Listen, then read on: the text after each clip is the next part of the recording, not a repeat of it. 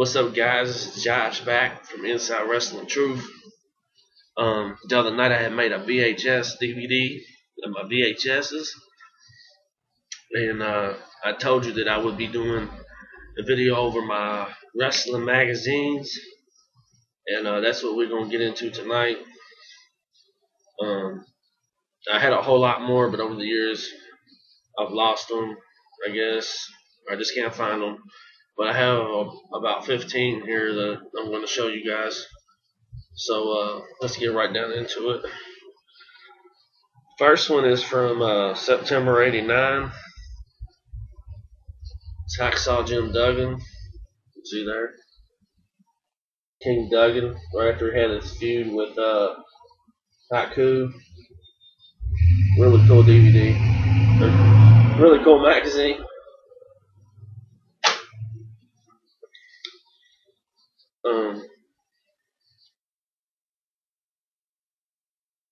Next we got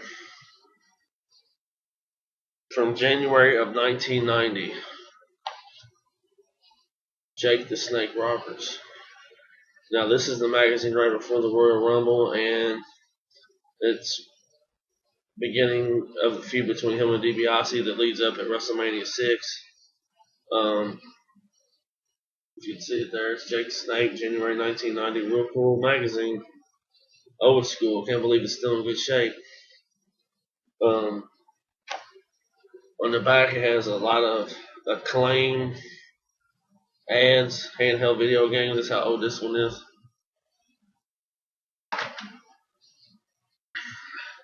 The next magazine I have is a Pro Wrestling Illustrated magazine from January of '95, and it has Tatanka on the front. It says Tatanka buries the hatchet in the hearts of all his fans. This is when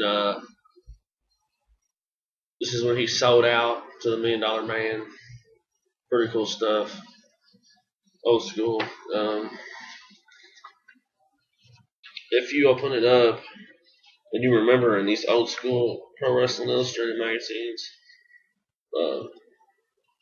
they always had like their top 10, like most popular, most hated, like the top 10 wrestlers, period, here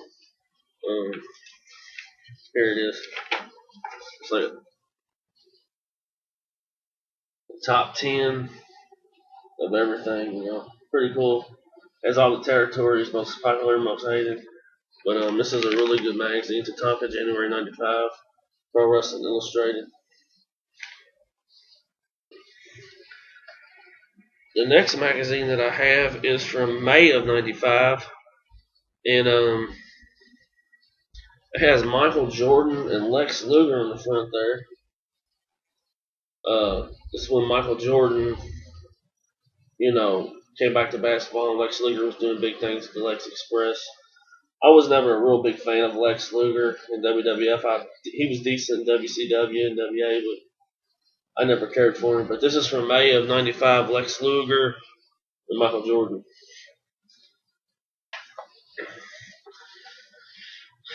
Next one is from July of '97. And it has Hawk and Animal on the front. It says, "What a rush." It's Doomsday for the tag team ranks as Animal and Hawk make the triumphant return from July of '97. Bullshit, Animal and Hawk. My favorite tag team of all time, World Warriors, July '97.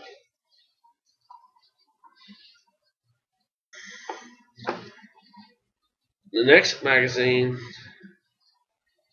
is from Raw. It's a Raw magazine. For August '97, right before SummerSlam '97. It has Bret Hart and the rest of the Hart Foundation on there. Bulldog, Owen, all those guys. It says the truth behind the Hart reunion was it a scam from the start. Really cool magazine, one of my favorites. Bret Hart, is my favorite wrestler of all time. Very cool magazine. Love these old magazines, man. Then the next one I have is from July '99. It is WWF Magazines July '99, and it has The Rock on the front of it, as you can see there. Know Your Road Boulevard, Jaboni Drive is what it says on the front there. Can't really see it. This is when The Rock was red hot. I had to pick this one up. Actually got this one mailed to me back in the day. But yeah, The Rock, July '99, and he was doing real big things. The next one I have is from March 2000. It's Stone Cold Steve Austin inside the mind of the rattlesnake. It's when Steve Austin was doing his big things. I think it's before Austin got hurt and then came back in '01, if I'm not mistaken. But yeah, Stone Cold Steve Austin. Awesome magazine. He's one of my Hogan, Bret Hart, and Austin are my favorite guys of all time. Now the next one I got is one of my favorite just wrestlers, period. And I always wanted to see him win the WWE title, but it never happened. And from January of 2003, we have Big Papa Pump Scott Steiner. Big Scott Steiner fan. I like him because he's a beast. He's just a mean motherfucker, you know. And this actually had a poster inside, but I lost it over the years. But January 2003, this is right before his big match at the Rumble with Triple H. Remember? Of course, Triple H had to hang on to the belt because they're not going to let Steiner beat him. But one of my favorite guys of all time, favorite magazines, January 2003, Big Papa Pump Scott Steiner.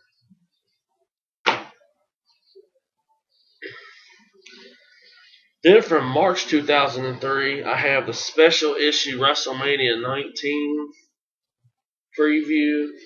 It has Hogan and McMahon on the front. It talks about how Hogan and McMahon became friends and what led up to the historic match at WrestleMania 19. It has a preview of all the WrestleMania 19 matches. Really cool magazine. You see Hogan and McMahon there. Really cool, man. That's from March 2003. It's actually a Raw magazine. It's not even a WWF. It's just Raw. But McMahon and Hogan, March 2003.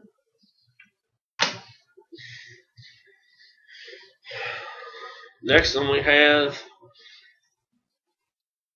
is from April 2003, and it's Hurricane Helms. It's a Stand Back. Always liked Hurricane's gimmick. I thought Hurricane Helms was underrated. I think he'd really work. He's working in the independent scene now, so I definitely support him now more than ever. As a matter of fact, in a few weeks, actually next weekend, we're going to meet Hurricane. If you pop this open, there's actually a Hurricane Helms poster. You see that?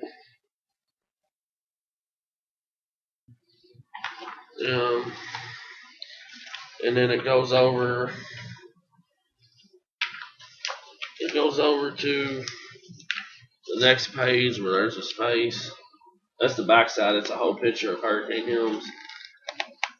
And then there's the rest of the poster that I showed you before, where he's like, you know, a superhero. He transforms from his suit into his costume. Pretty cool shit.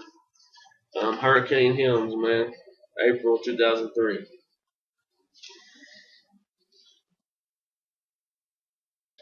Then my next issue comes from August of 2003, and I had to pick this one up.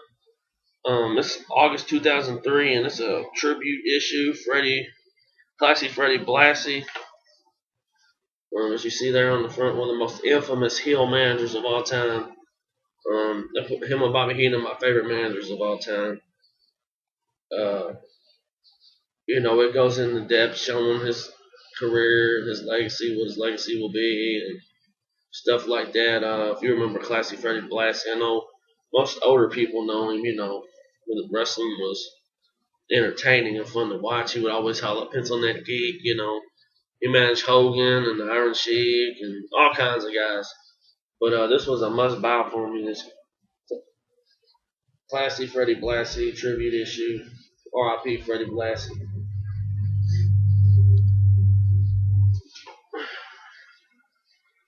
Alright. Then my next one was from July of 2005. I know a lot of people probably won't like this, but this is this is a SmackDown magazine, and it has Chris Benoit on the front. You can see Nathan Crippler. Like you all, I've always said I love Benoit's work in the ring. It's just outside the ring, I have no respect for him. I don't have many Benoit idols, but this is one I'm gonna hold on to. If you open it up, it has somewhere. I don't know where it went. Anyway, somewhere in here there's a actual Road Warriors poster. But yeah, it's pretty cool. Yeah, July 2005, SmackDown magazine, Chris Benoit. And then my last and final magazine that I have of the evening is another SmackDown from January 2006. This is a little bit after he won the world title. It's a SmackDown. Then it's Randy Orton, My Time. If you know me, I'm a huge Orton fan. I got this back in the day when he first left Evolution, you know. Really cool magazine. This is really about the time before he sprung out and became what he is today. And in my opinion, the best worker in the company. I'm a CM Punk. But there you go. SmackDown Randy Orton. Real cool magazine, guys. I mean, you know, it has him and his dad in there. It has it talks about Orton, you know, coming up and stuff like that. But yeah, I had to grab it. Had to grab the Orton magazine from back in the day. But that's it for my magazine collection, guys. If I get any more, I'll definitely show you all. I will have other things to be previewing. I got a few more VHSs that I need to show that I haven't got out of the closet yet. I have autograph signing review coming up, part 2 from part 1, and another DVD review. And remember, every Thursday I have a Superstar Series video. This week we're doing Kane. But like I always say, get your money and pay your bills. Peace.